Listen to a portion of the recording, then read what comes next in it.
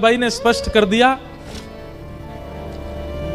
एक पत्नी जो धर्म का निर्वहन करती है, अगर वो अपेक्षा आप मुझसे रखते हैं और मुझसे ब्याह करना चाहते हैं, तो मैं पहले ही आपको स्पष्ट कर दूं कि मैं उन सब धर्म के निर्वहन में बिल्कुल अपूर्ण हूं, मैं नहीं कर पाऊंगी।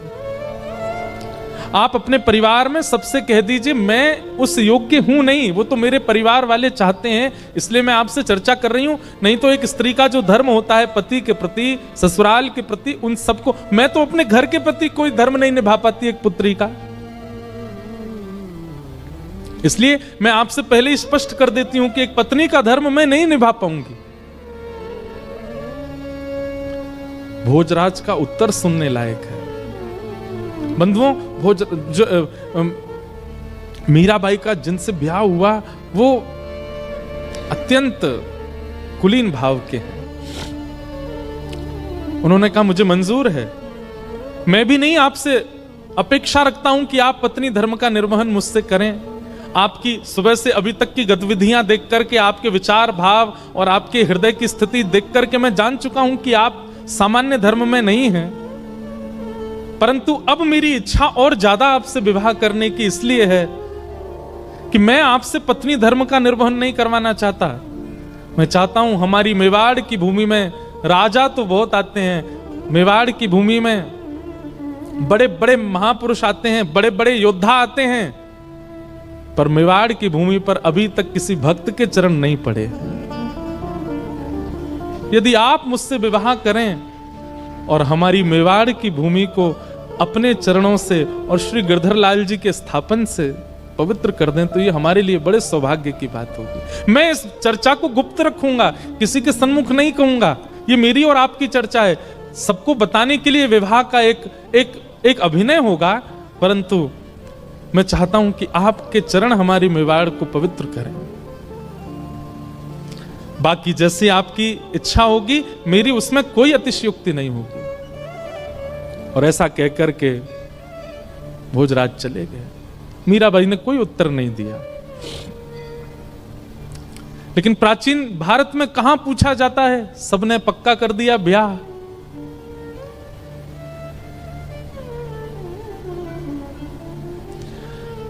मीराबाई एक संत से जाके कहती है कि कभी अगर हृदय में बहुत वेदना होती हो और अपने प्रियतम को बतानी हो तो उसके लिए कोई उपाय है?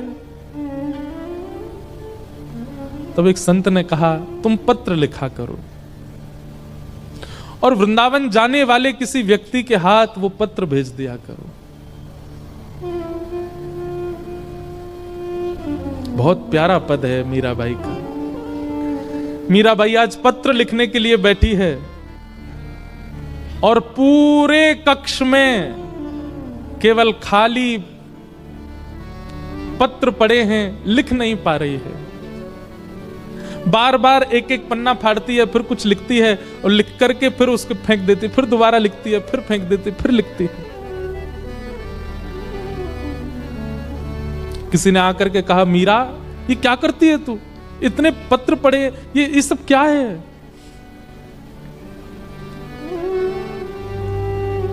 पत्तियां मैं कैसे लिखूं, लिखी ही न जाए। पत्तियां मैं कैसे लिखूं, लिखी ही न जाए। पत्तियां मैं कैसे लिखूं, लिखी ही न जाए। पत्तियां मैं कैसे लिखूं, लिखी ही न जाए। क्यों? कलम धरत मेरो कर कांपत है। कलम धरत मेरो कर कांपत है। कलम धरत मेरो कर कांपत है। कलम धरत मेरो कर कांपत है। मीराबाई कहती है, मैं लिखने के लिए बैठती हूं, पहले तो शब्द याद नहीं आते, और जैसे तैसे अपनी स्थिति। बंधुओं, एक बात याद रखिएगा, विरह की स्थिति शब्द बयान नहीं कर सकते।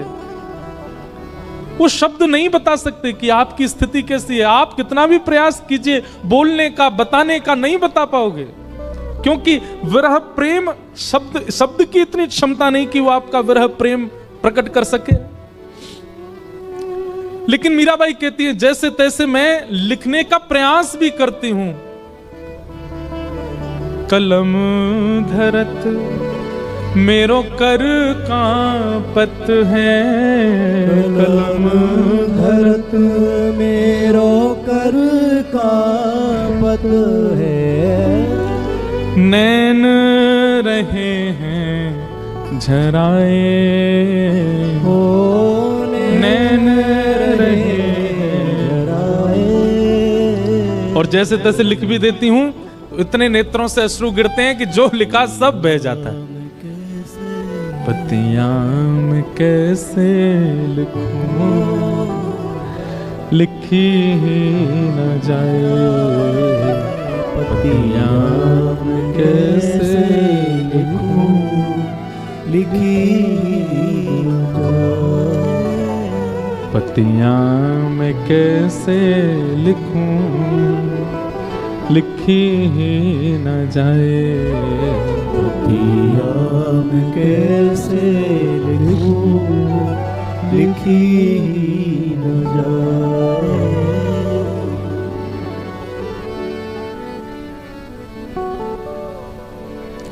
मीराबाई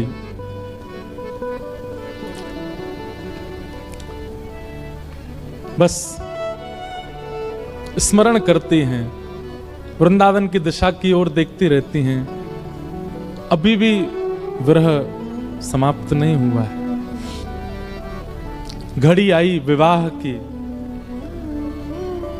पूरा मेड़ता सजा है, परंतु होने वाली दुल्हन, उसके मुख पर बिल्कुल प्रसन्नता नहीं है। मीराबाई ठाकुर जी के सामने बैठकर के केवल इतनी प्रार्थना करती है,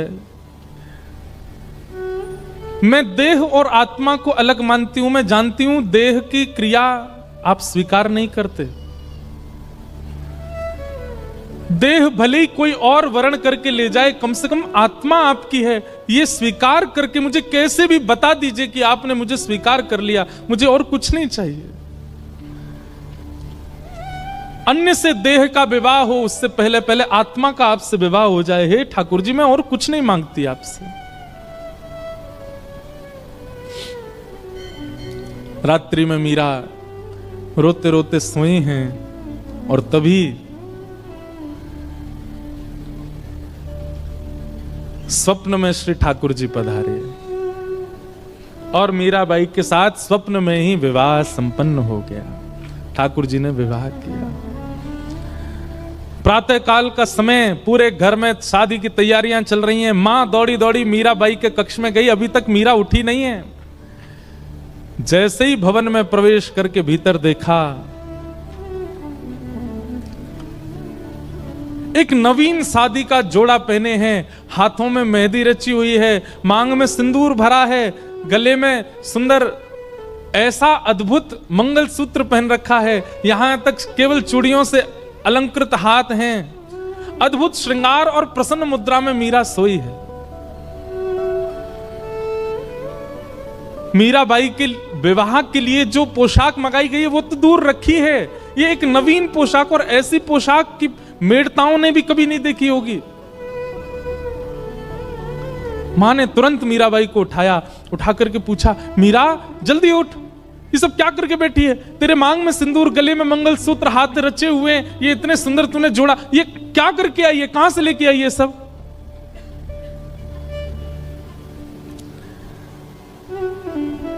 मीराबाई जोर से हंसी, अपना मां का हाथ पकड़ के कहती है, मां, माई सपनानु वरना दीनानाथ, दीनानाथ,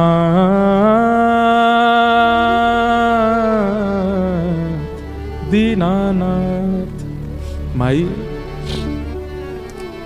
कल मेरा ब्याह हो गया। किससे ब्याह हुआ?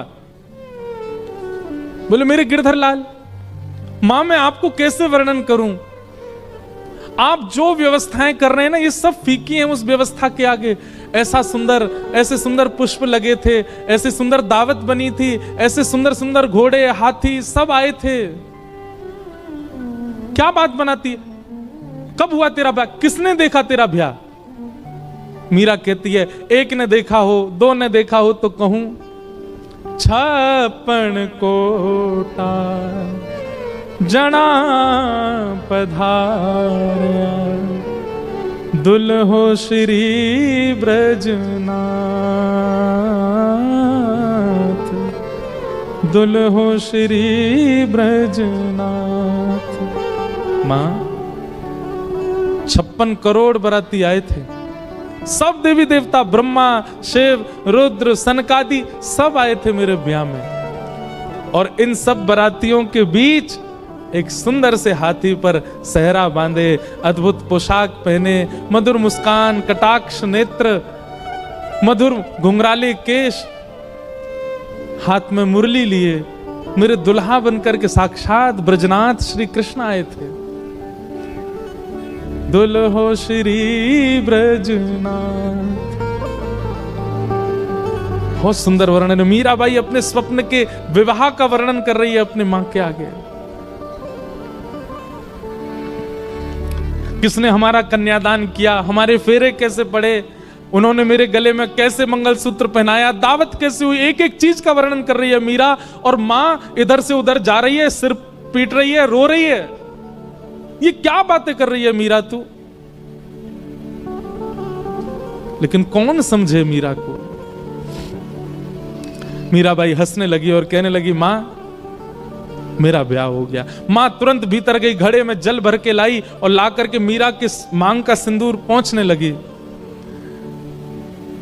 मीरा कहती हैं अब चाहे जो कर लो मां, ये देह चाहे जिसको दे दो, पर आत्मा को तो स्वीकार कर लिया है श्याम सुंदर ने। अब मैं राजी राजी चली जाऊंगी जहां भेजोगी, मुझे अब परवाह नहीं, मैं जिनकी हूं उन्होंने मुझे स्वीकार कर लिया है। कितनी पीड़ादायी बात है। मीराबाई का पुनः श्रृंगार किया गया और फिर मंडप में ले जाया गया।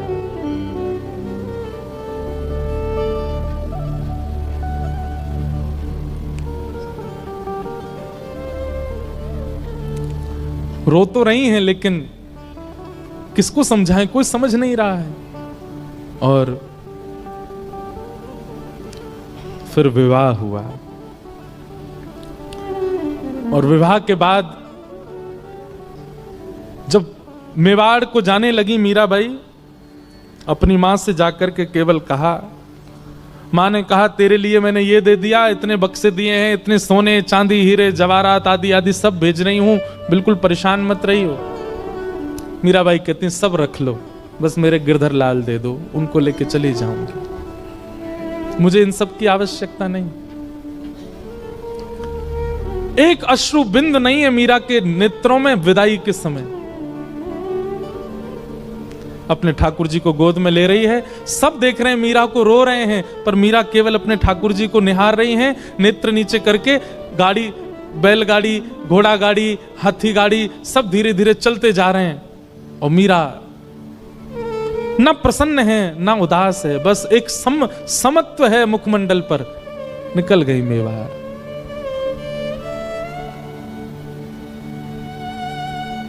मीरा का प्रेम कौन कह सकता है, इस तुच्छ मुख से कितना कहें उनका प्रेम। केवल त्याग है पूरे जीवन में और कुछ नहीं। आ गई, विवाह हो गया। विवाह के बाद उनके पति अनुकूल थे, उनके पूजा में कभी विक्षेप नहीं होने देते थे। लेकिन ठाकुर जी की पता नहीं कैसी लीला है कि जो अनुकूल होता है भक्ति में उसको दूर कर देते हैं। और एक दिन आगरा के युद्ध में पूरे परिवार में केवल मीरा का संग देने वाले उनके पति, उनको इतने बाण लगे कि वे मरणासन अवस्था में आ गए। मरणासन अवस्था में जब लाया गया वैद्य ने लेप करके उनको जब कक्ष में लिटाया, मीरा दूर खड़ी खड़ी देख रही है और एक मित्र के भांति दोनों चर्चा करते हैं, लेकिन भोजराज मीरा के प्रति गुरु का भाव रखते हैं। भोजराज कहते हैं, मैंने आपका स्पर्श कन्यादान के समय किया था, आपके हस्त कमल का, परंतु अब मुझे लगता है मेरा अंत समीप है, उससे पूर्व में एक बार आपका स्पर्श करना चाहता हूं। मीराबाई कुछ नहीं बोली। तो भोजराज कहते हैं, मैं एक बार केवल आपके श्री चरणों का स्पर्श करना चाहता हूं।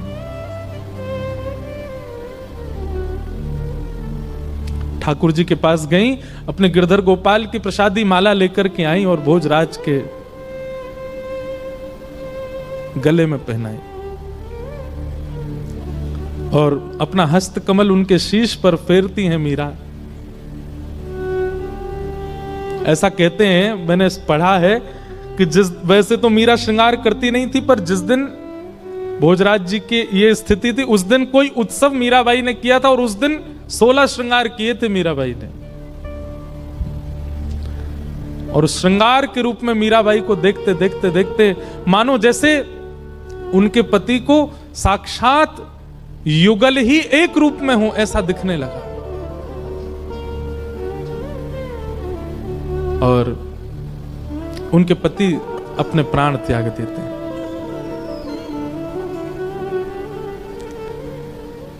अब पूरे मेवाड़ में एक भी व्यक्ति मीराबाई के पक्ष का नहीं है। ऐसा सुनने में आता, उनके ससुर जी भी पक्ष में थे, वे भी चले गए और कोई पक्ष का नहीं है, सब विपक्षी हैं।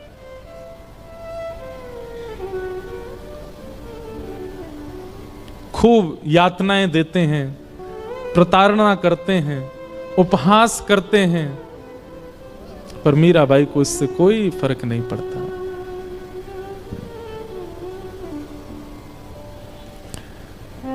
एक बार जब वैद्य को विष बना करके देना पड़ा और मीराबाई चरणामृत समझ के पी गई, कुछ हुआ नहीं, तब उसी वैद्य को 2 बूंद पिला दी गई राणा के द्वारा, मर गया वो वैद्य।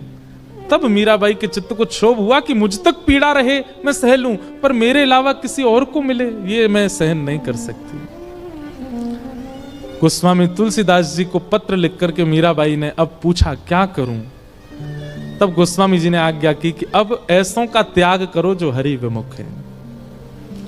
और मीराबाई मेवाड़ से अभी वृंदावन नहीं गई, मेड़ता गई, और फिर मेड़ता से वृंदावन मीराबाई बहुत विलंब से गए, क्योंकि वृंदावन उनके रोम रोम में बसता है, वृंदावन उनके हृदय में बसता है, वृंदावन उनके चित्त में बसता है।